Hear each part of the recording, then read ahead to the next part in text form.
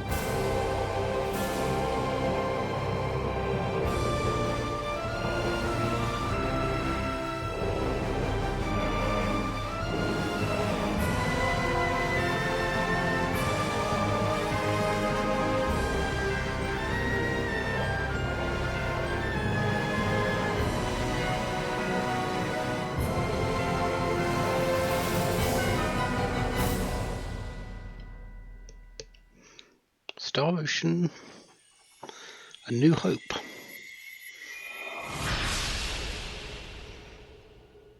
Technically the fourth game of the series, but in terms of the timeline of the actual games in space dates and all those things and everything, the first one, the one that predates them all.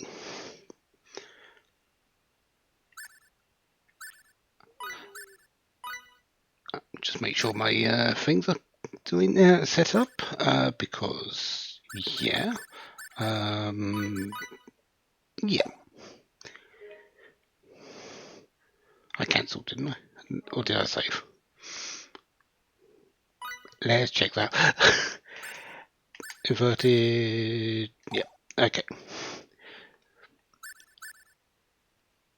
This is a fresh file. There is. I have played this game a couple of times over the years, and could aim for this, but I decided not to. I really want to do this. Now, originally I really did want to do this on universe level to match it up with Till the End of Time. But thinking about it a little bit since then, and especially recently when I've actually decided to play this game or not, I've decided against it because I'm not really a fan of the game. This might sound odd because I do like Star Ocean and I do like this game, but I'm not a fan of it. There's something about it that just doesn't sit with me. So what my aim for with this particular game, with this particular run through, is going to be fresh file, and it's going to be look at the game for what it is as someone who would look at it for the first time. Obviously, I'm not looking at it for the first time, but I'm going to do my best to look at it with a fresh set of eyes. I haven't played this game in for the last time. Last time I played it was, I think, 3-4 years ago, maybe 2. So I'm going to come into this with a fresh mind, fresh set of eyes, play the game with how it was. Last time I played this game, there was a very big thing that I'm going to try and avoid. But I'll get into that when I get into the actual game. For this, let's see how it plays, let's see how it works. You only get the first 2 difficulty settings when you open a fresh file. There's the Earth level, which is the easy difficulty. Enemy hit points, enemy mana points are all reduced to 70% of their base. They gain fury slower, and their AI is a little bit less. There's a few other things that it does. Galaxy is the standard difficulty. Everything is normal across the board. 100% and hit points, 100% mana points, 100% fury increase, so on and so forth, everything there. Universe level is 140%. Chaos level is 170%. To get universe level, you have to beat the game on Galaxy. To get chaos level, you have to beat the game on universe. So if you're aiming for a full clear of this game, that's doing everything in this game, you need to beat this game 3 times, possibly more. That is not going to happen. This is still a very long game. This is Star Ocean. This is not a short game.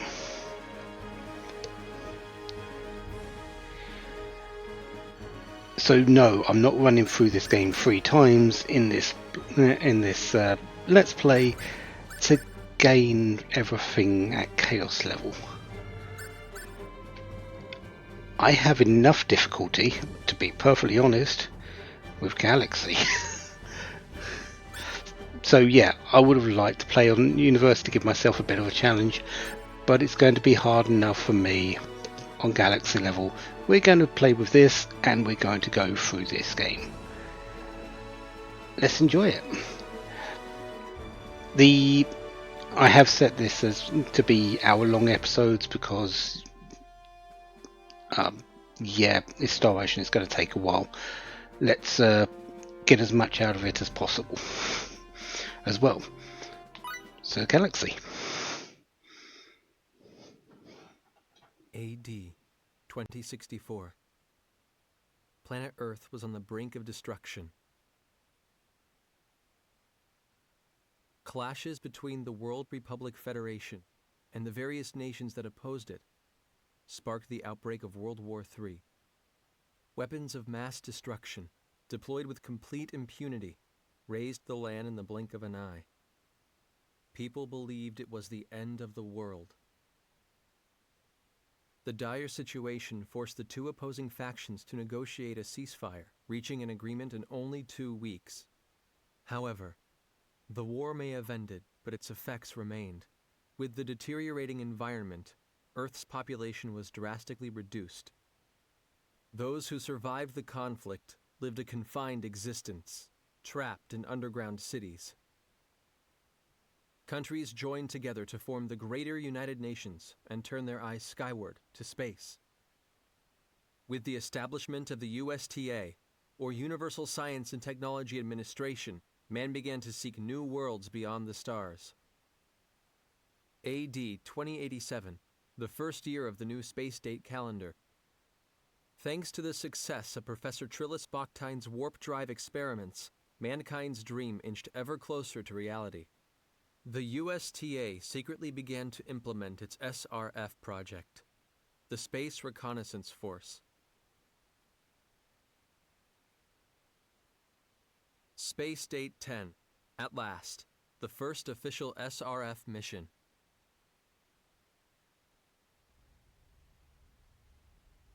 This moon base will be the start of our travels. I bet they're rehashing all this stuff at the ceremony.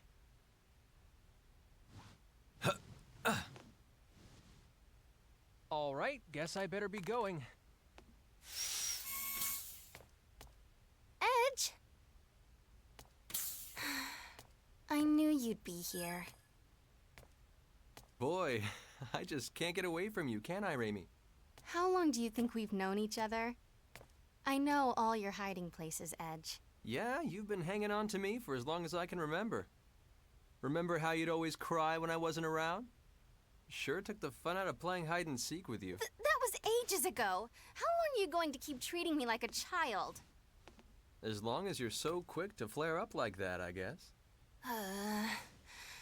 If you're here, I guess the departure ceremony's over, huh? Anyway, there's still some time left until we take off. I'm gonna work out a few kinks in the battle simulator. Sure. Hey, wait a second. You skipped the ceremony on purpose, didn't you? Yeah, well, I thought I was gonna be able to meet a real hero. I might have gone if Commander Kenny was there, but Shimada's pontificating would just put me to sleep. That's USTA Deputy Director Shimada to you. Besides, I didn't want to see Crow gloating over his success anyway. It just really bugs me. And you call me childish. You just better not be late for launch preparations, you hear?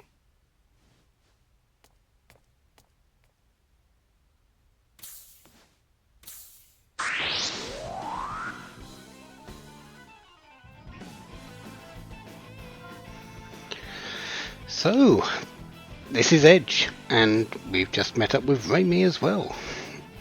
Obviously, we're going to see a lot of those two in the game. They're pretty distinct, aren't they? But let's start off with Edge. Edge is, if you think Fate from Till the End of Time, yeah, I don't want to say they're carbon copies because they're not, but they are very, very, very similar.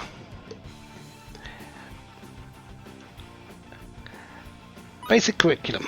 Moving around. In the battle this is battle situation. Let's learn how to fight, shall we? So let's try moving around. It's very similar to the Till the End of Time. There are actually quite a few major differences as well, but basically combat is very similar. You control one character, the computer controls the other characters in your team, and you are fighting in a little isolated arena.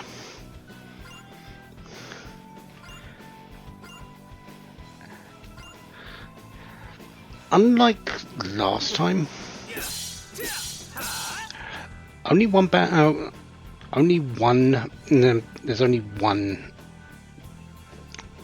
Get it out of my mouth. There's only one button for attack, which is the X button.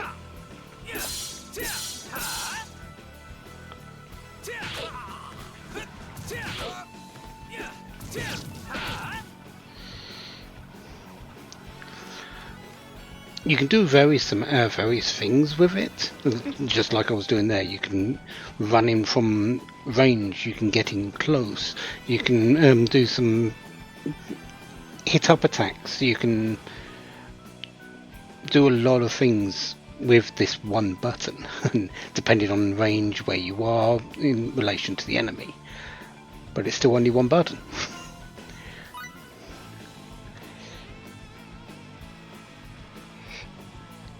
When there's multiple enemies, you normally set to the closest one you're facing.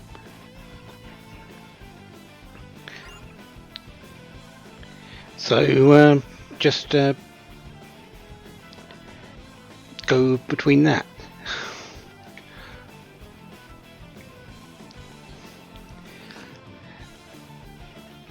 This is good and bad for certain reasons.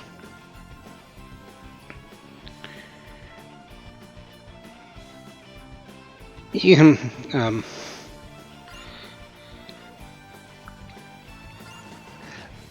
obviously sometimes you won't want to be set on the actual target that you're wanting to go. You want to change targets. There are some enemies out there that you need to focus more, and they sit at the back and you need to run towards them or change your target so you can actually focus them quicker.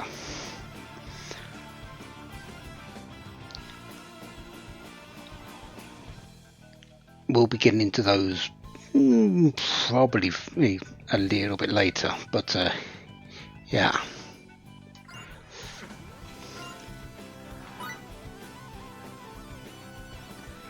You can also jump, so yeah, even though there's only one attack, you can jump in battle.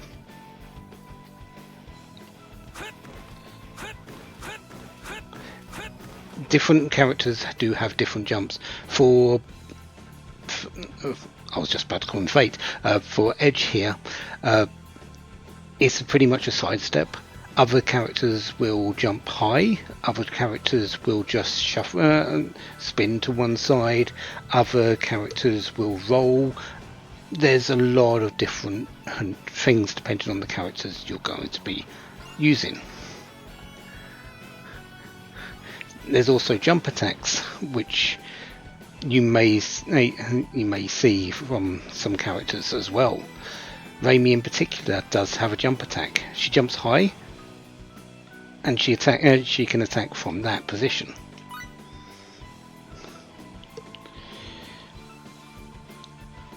Guarding occurs automatically based on the relationship between the attacker's hit and the defender's guard, so we want as high hit as possible, and guard would help as well. It's only possible when you're standing still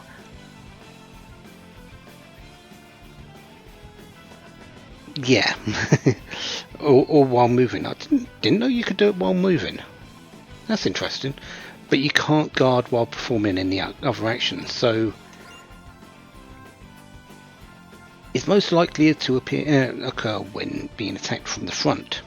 Obviously, when you're behind someone, and it's a little easier to get a blindsided attack. We'll get to that one in a bit. I'm actually going to try moving around and seeing what's happening here.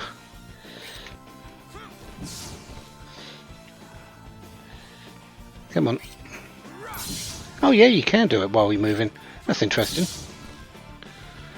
It's a little bit finicky because you'd be dodging a lot more, but yeah, it is there.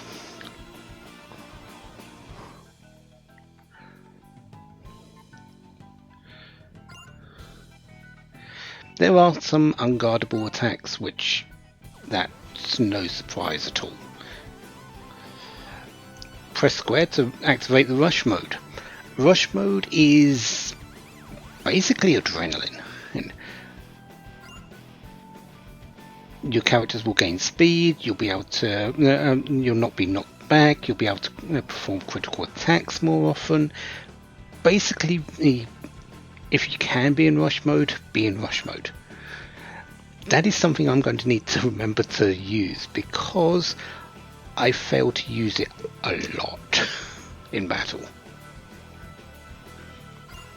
It's a finite bit of time that you've got it, but essentially down the bottom, rush in the bottom left, rush thing there goes from 0 to 100. When it's 100, you can use it. You might be able to use it beforehand, but still, when it's 100, you use it. You get a period of time as it ticks down to 0 again, and then you build it back up. Take that. There. Take that. Okay, so we've got 100 rush. The enemy does also get rush gauge, so they will get times when they are in rush mode as well. Their adrenaline boost. They get the same bonuses you do, so you do need to be very careful of that. You can also use it by holding the circle button, which, even though it's also the jump button, you can hold it while in place to do certain actions. One is to gain the rush gauge. And let's use it. So,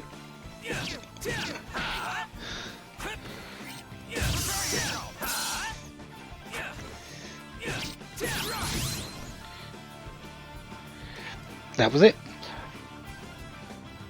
You might have noticed that the enemy also used rush gauge in that, and got a pretty big beefy hit in there. I'm down to 77 hit points.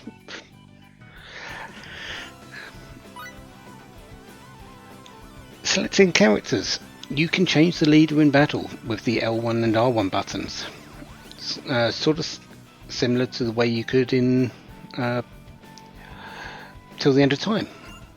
You don't need to be the main character in this game. You can fight with any of your characters as the leader. Changing characters in the actual battle sometimes may be the most beneficial thing you do, because different characters mean different strategies.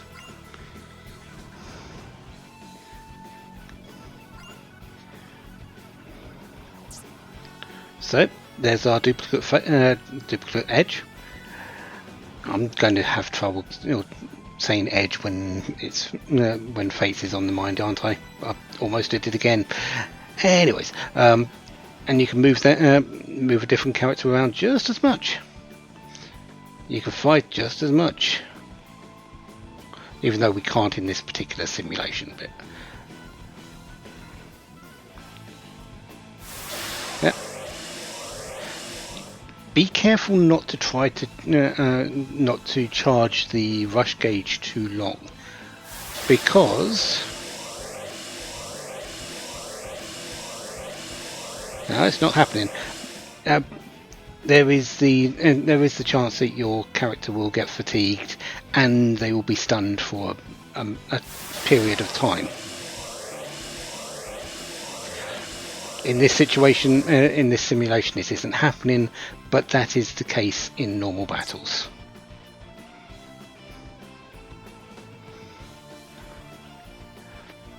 And while you're, and as it's saying here, while you're holding one character, the computer is holding the rest, and they will fight according to the tactics we've selected. We can select them to auto or to manual.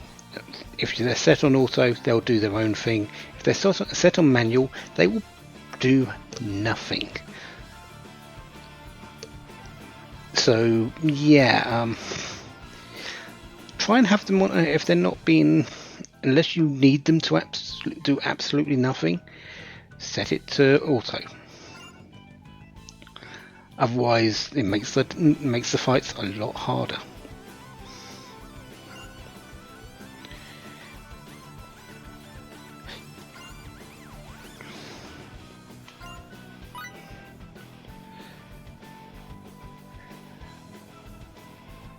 So, camera control.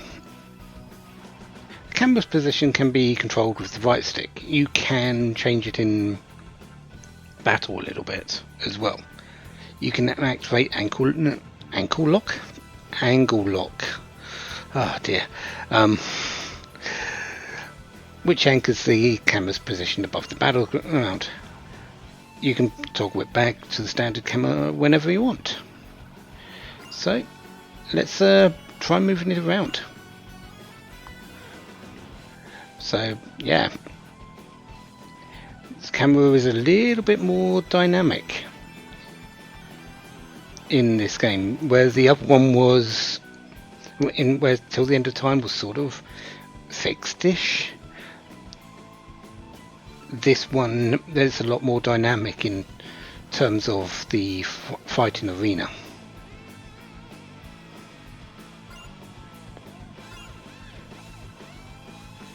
If you want it, but the old way though, which I sort of do, and even with that, you can still turn the camera a bit.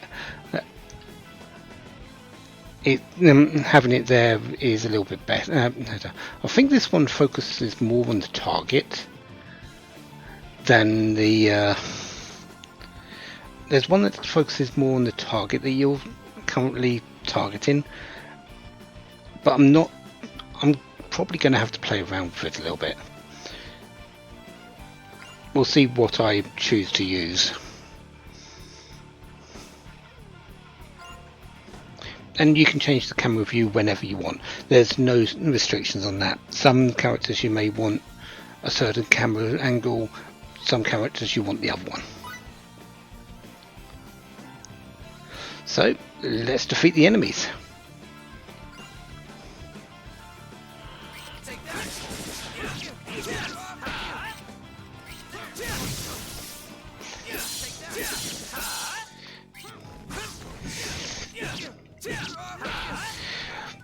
I don't think I have skills at the moment.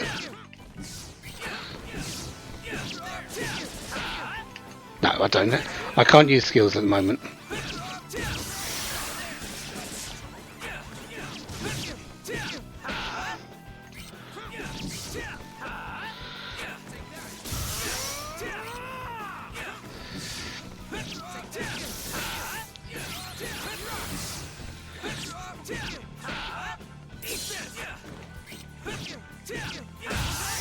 And there we go. I have emerged victorious, which isn't unexpected of the tutorial battle. Blindside curriculum. Well, I did say a little bit about blindside attacks, attacking from the back. Well, this game there's a lot more of it, actually. Blindsides 101.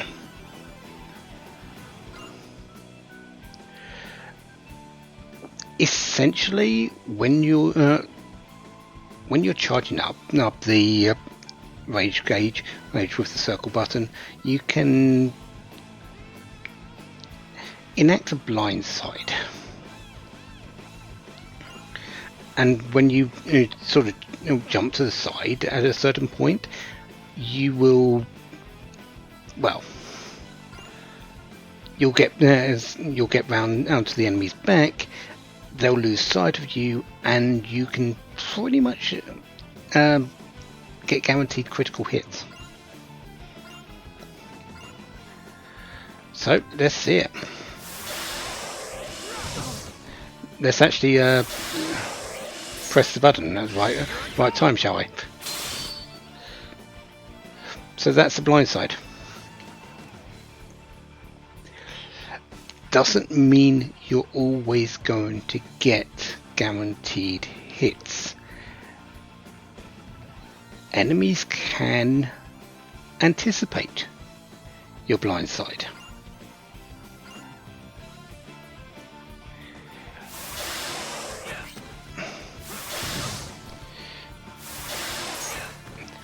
And you do need to time it correctly. Anyway, there's two critical hits because I blindsided them.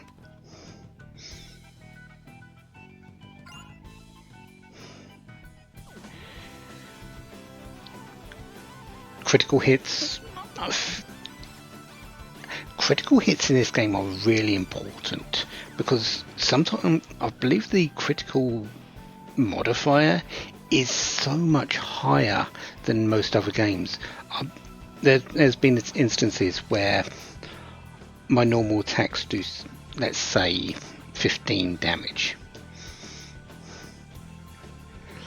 but a critical does 800. Yep, that's sort of the difference a critical makes in this game.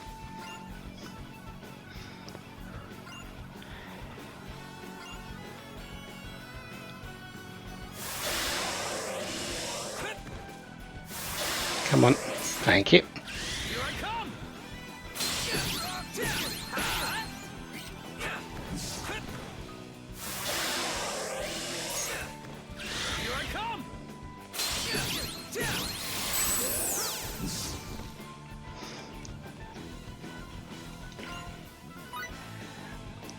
However, criticals don't only get caught up in short range, you can also do long range blindsides.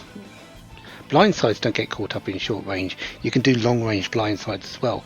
These I find trickier to deal with. And a bit trickier to execute. So I'm likely to get this wrong a lot here. So I need to do it while it's going short.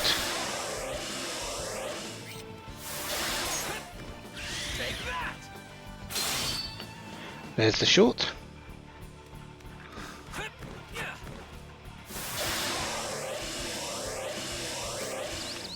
Oh, and there's the fatigue. So do be careful of this.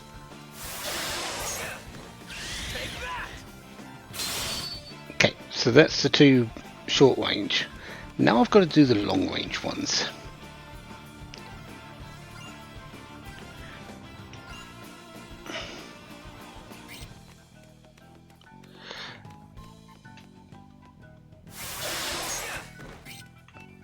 Okay, I don't know if I actually I think I got it there. Now that's short range.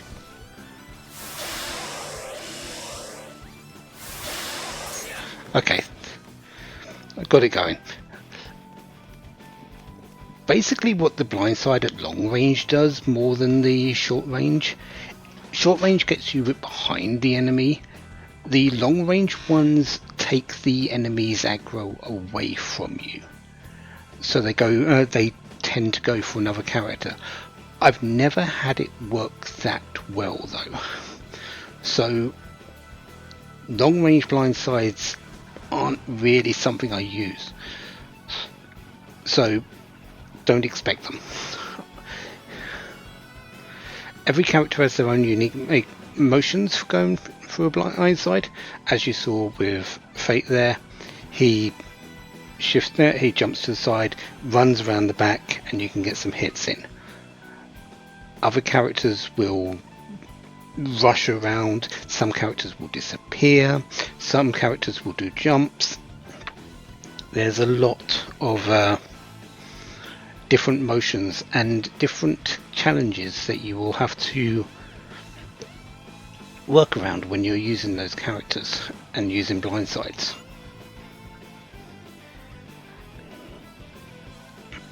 Blindside counters.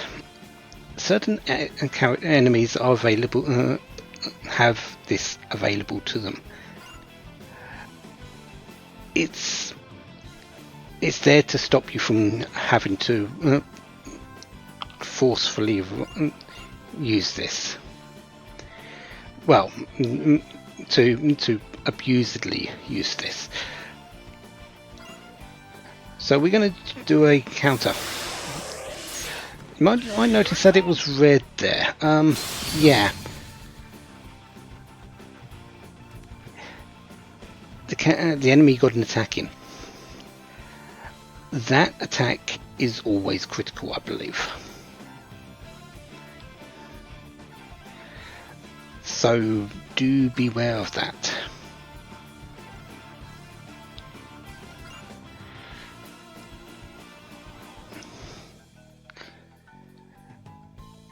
There are opportunities though with blindside counterers to well, still blindside them.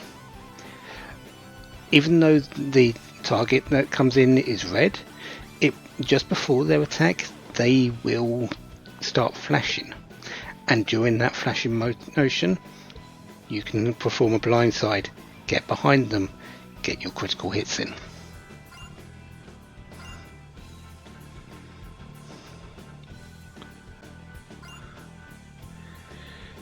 So look out for the flash.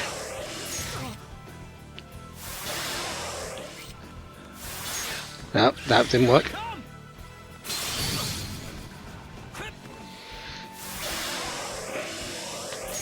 That one didn't work either. A little bit too early.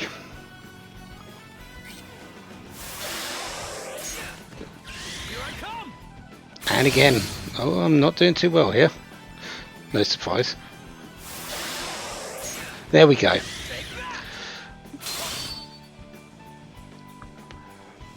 Timing is key for that sort of thing.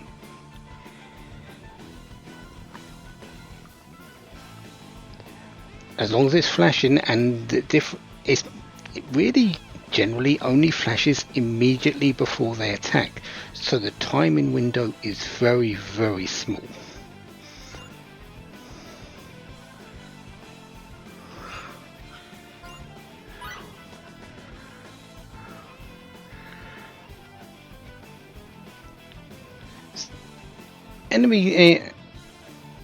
Enemies have what's called a rage pointer, which is who they're pretty much targeting.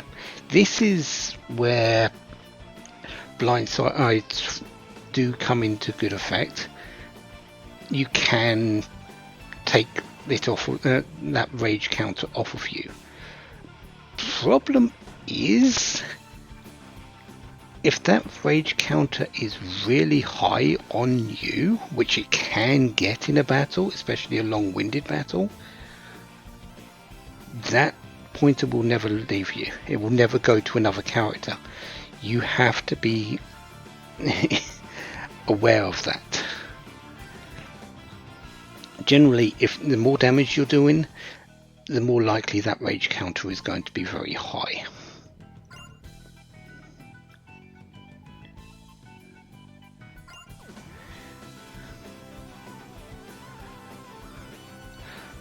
A red icon means the enemy's rage is focused on a particular target. When blue, it means it's more likely to switch targets.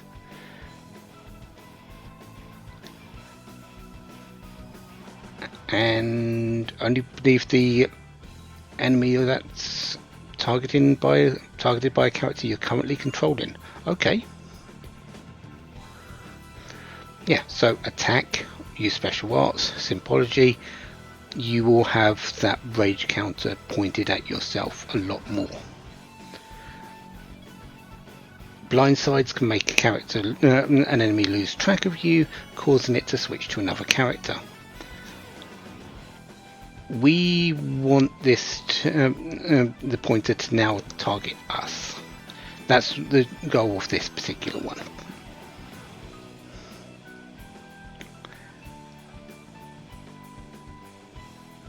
Okay, so what we need to do is attack.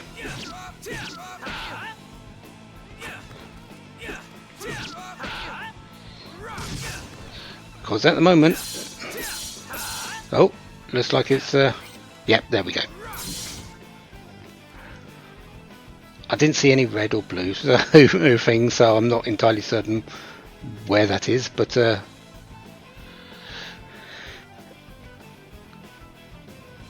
yeah, and as long as you're being targeted, you can perform blindsides. If you're not, you can't get them. So there's good sides and bad sides to having things target you.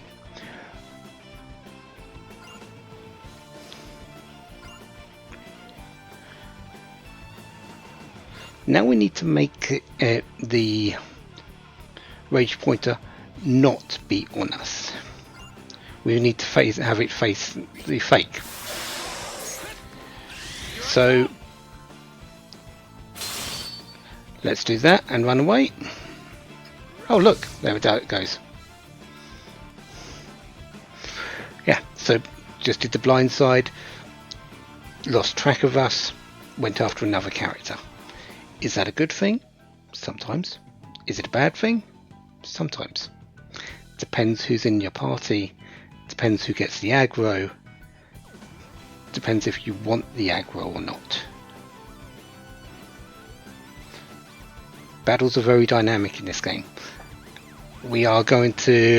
I'm most likely going to be full out attacking because that usually is the strategy that works in Star Ocean. Playing defensively does not usually get you very far.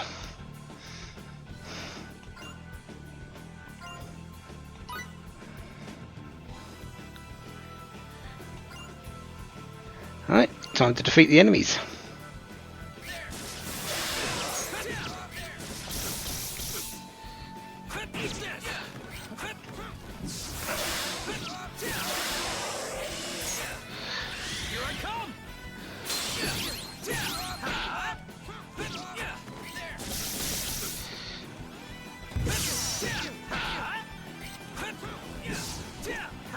Don't know why I'm targeting this one over here, but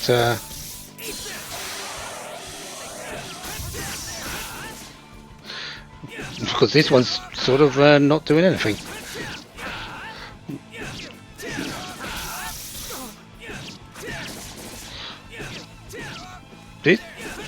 I've never seen this one do nothing like this before. It's like it's trying to fight someone else.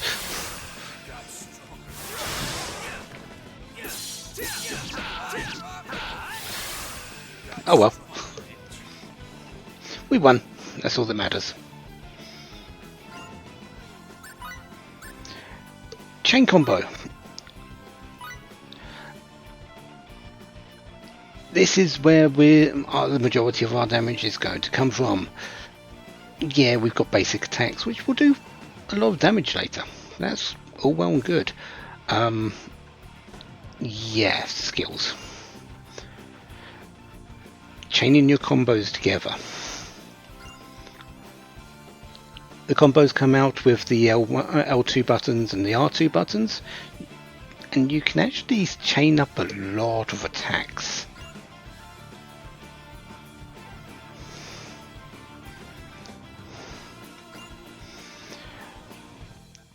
To start off with, we're not going to have much. We're only going to have one available on each, but later on you can chain up to six special skills. That's a lot of damage coming available for you.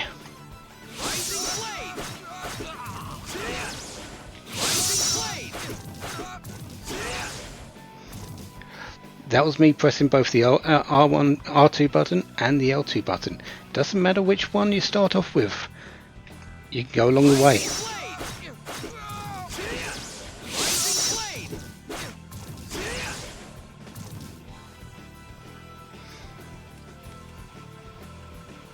They can also be incorporated as before till the end of time with your normal attack.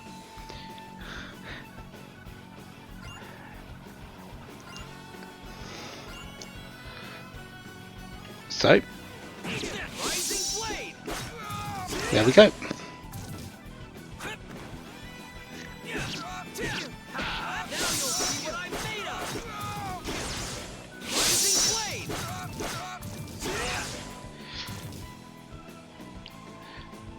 They can be linked from the second or third hits of a normal attack, so let's do it from the second. Or that could just die. Okay.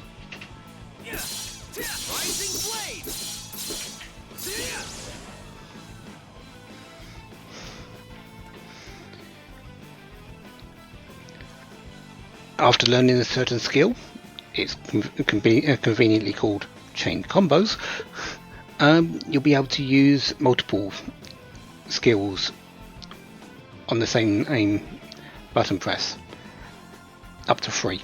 Okay, so you can have 3 on R2, 3 on L2, and you can cycle between them to get up a maximum of your 3-hit combo, if we're going with Edge, into 6 different special skills.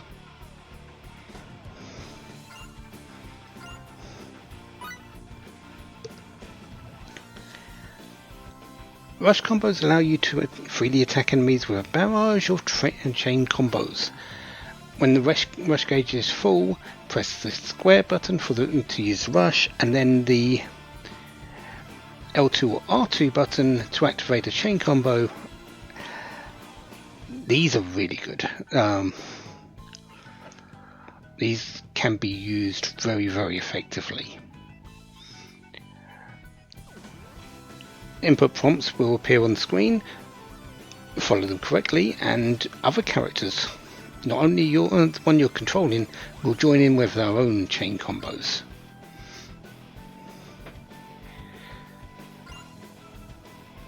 So, let's go, shall we? Let's actually do this correctly, shall we?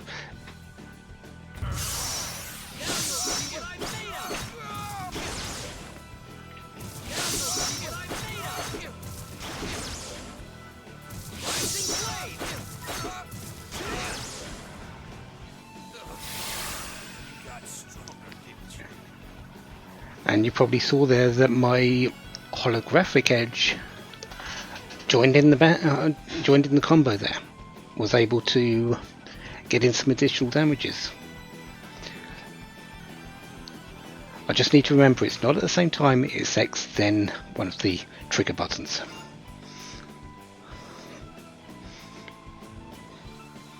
Having more characters in the team will allow you to do more with your rush combos.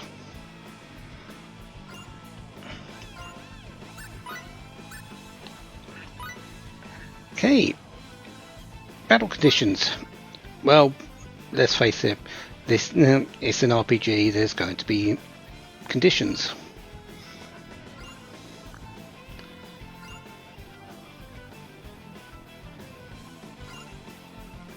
You can have surprise attacks. You can have special attacks.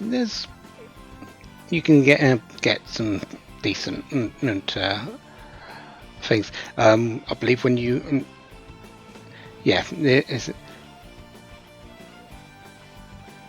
your characters will be placed in disadvantageous positions, and your enemies will have, I think it's 50% rush gauge to start off with if you get surprised, but when you have the advantage you get the same, and they won't know you're actually there to start off with as well.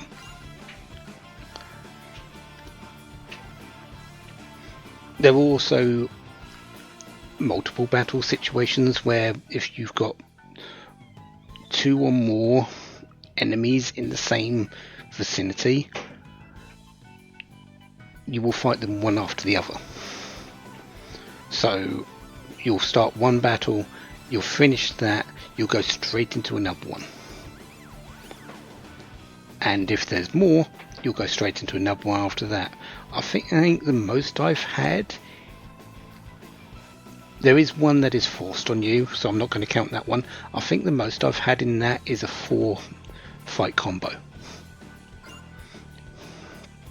Or an ambush.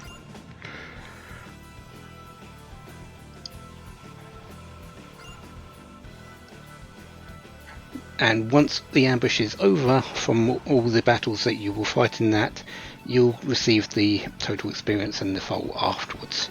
You don't get it in between. However, you do get bonuses for how many battles take place at the same time. So if there's 4, I believe it's something like double experience or something like that. I don't know the exact amounts.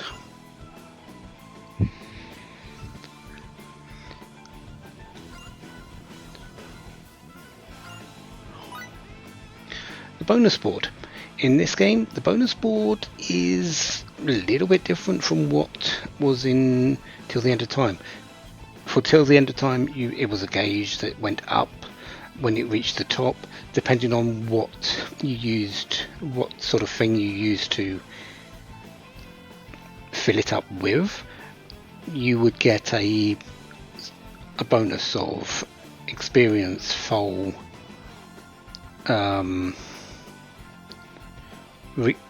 recovery, and can't remember what the last one was, but you would get one of those. In this, it's slightly different. Actually, it's very different.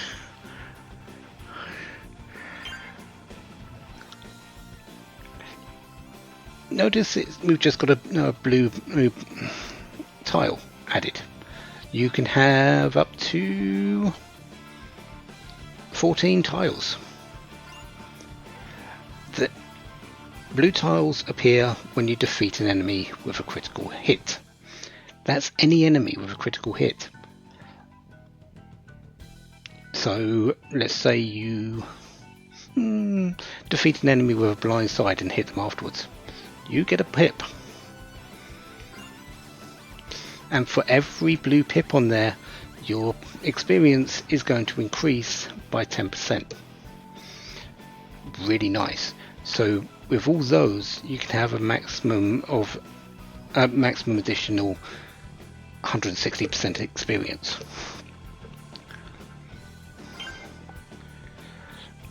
Yellow tiles. These are multi-enemy finishes. So if you hit and kill multiple enemies at the same time, you get a yellow pip.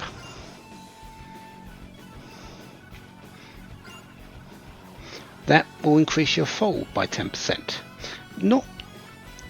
It's also useful, but I don't think as useful as the experience one, which I'm happy about because I don't kill that many enemies at the same time. So yeah. Pink, or red, we'll go with pink, is a skill finish. So when you kill an enemy with a skill, you get one of these.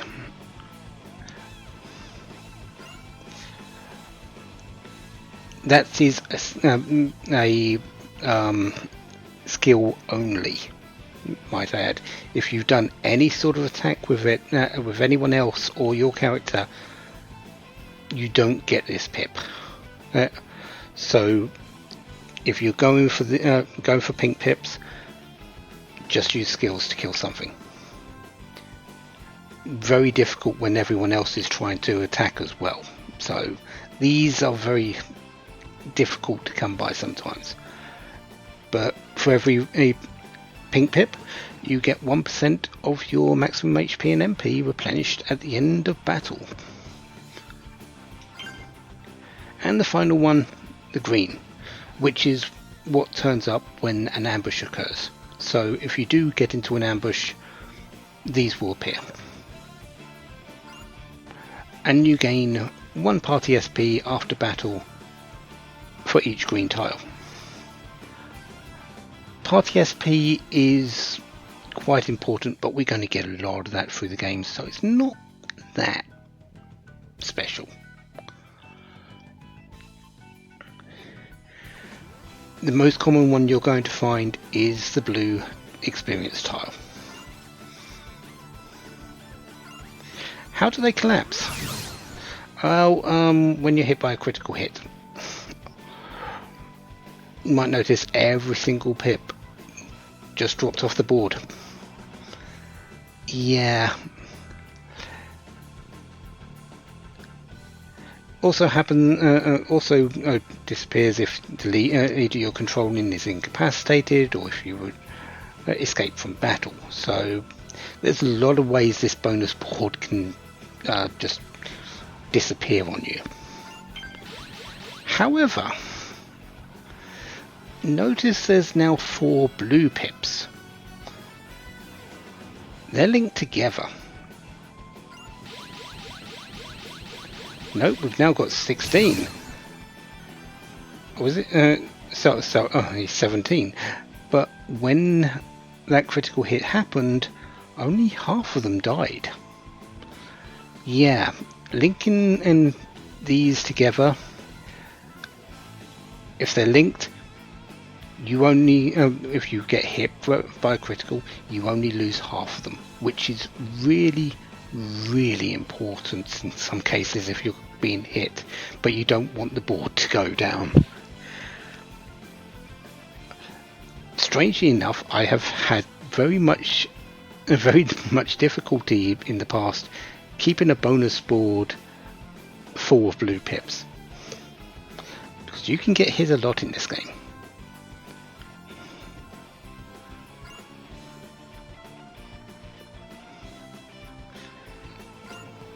But then again, that's where blindsides, avoidances, and the rage target come into play. Status boosts. Temporary battle parameters as to grant on certain boosts, like certain symbology skills that we've seen in the past. Power up. Protect, I think, or things like that, things that increase your attack, your defense, and other stats. Yeah, I believe we got 2 attacks. I think one of those is symbolic weapon, which adds MP damage to your attack and gives you an attack boost as well, and defense up.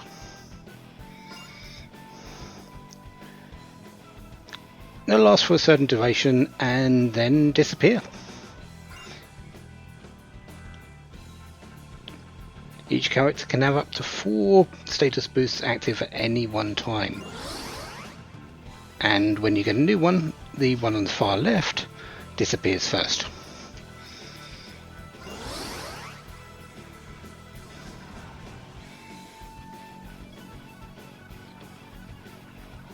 Some status boosts can be stacked, while others are limited to a single use.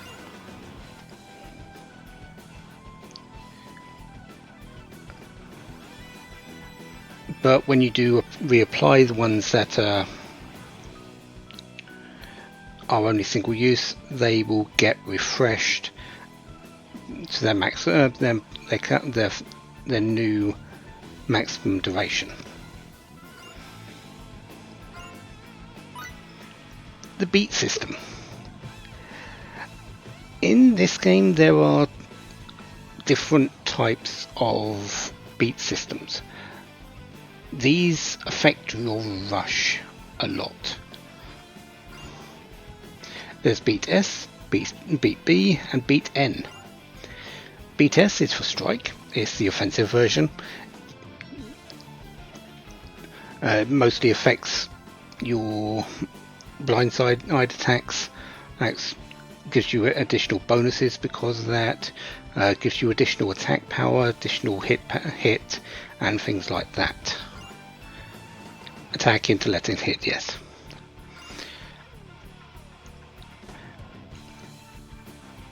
And there's ranks of it up to level 20, I believe.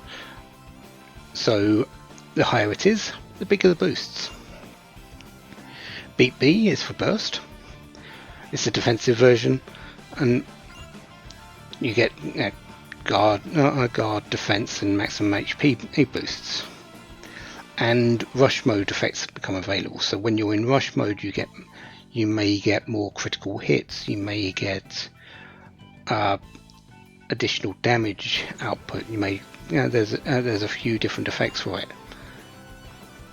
Again, goes up to level 20. The higher the boost, the bigger the effects.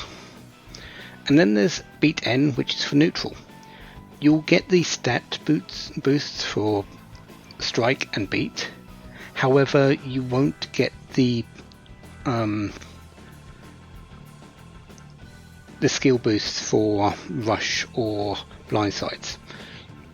You need to be careful with this. If you want pure stats, neutral is the way. If you want the additional effects for your blindsides or for your rush, you need to be on one or the other. And neutral doesn't have any ranks of its own. It is based on the level you are currently at with your strike or your beat. The higher those get, the higher the stats you get on neutral. And the way to get those levels, just win fights. Simple as that.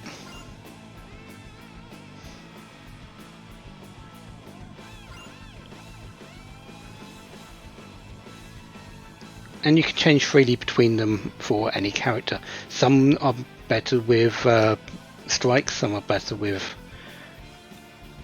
beat or burst. Yeah, burst, that's it. But you do want to work on both as the game goes on for your characters, if possible. Alright, battle practice. Do we need that? No, we don't.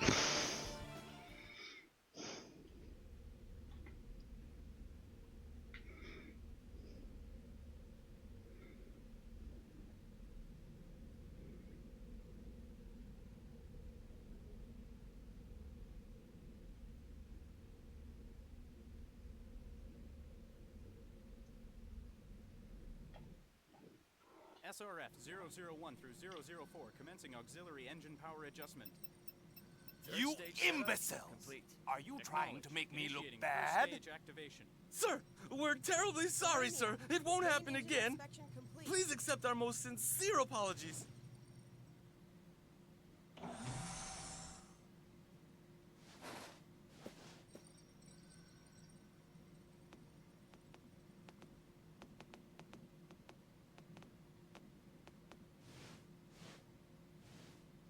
Moon Base Commander Stephen D. Kenny, reporting from Earth, sir. Ha! A rather leisurely return for the great Earth hero, Lightspeed Kenny, wouldn't you say? It hardly bodes well for the commander of such an important mission to miss his own departure ceremony. My apologies, Deputy Director Shimada. Truly, I am blessed with a superior of vast kindness and understanding to have been assigned trivial duties at a time like this. Very well. I leave the rest to you. I'm exhausted, Commander. I had to oversee the ceremony in your place, you know. In any case, the guests seemed pleased. It made for a fine dawn to the age of space exploration.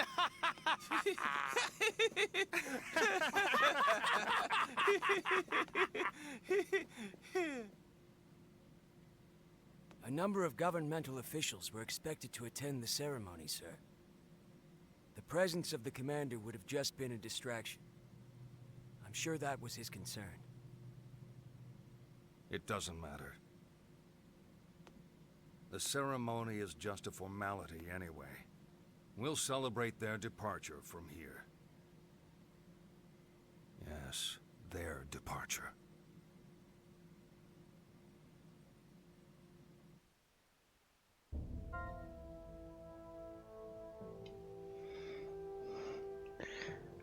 So, drama happening in the higher ranks. I'm sure that won't come to bite us in any way whatsoever.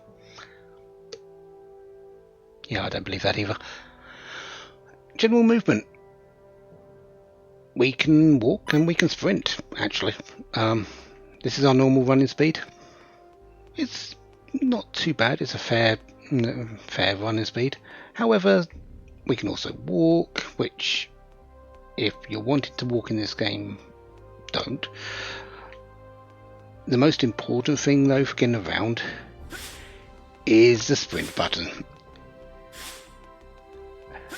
Being able to sprint in this game is absolutely amazing, because we'll be going places and we'll want to get there a little bit quicker than just a leisurely jog.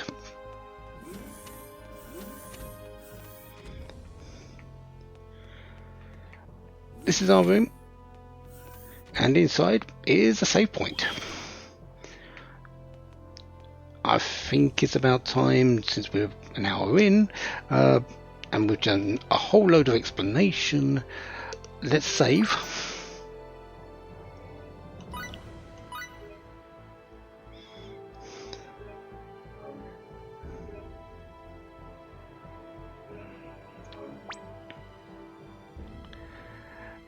And next time, we're going to run around the Countess. Well, that's a familiar name, isn't it? Doesn't look like much. There's actually a couple of levels for this particular place we're in.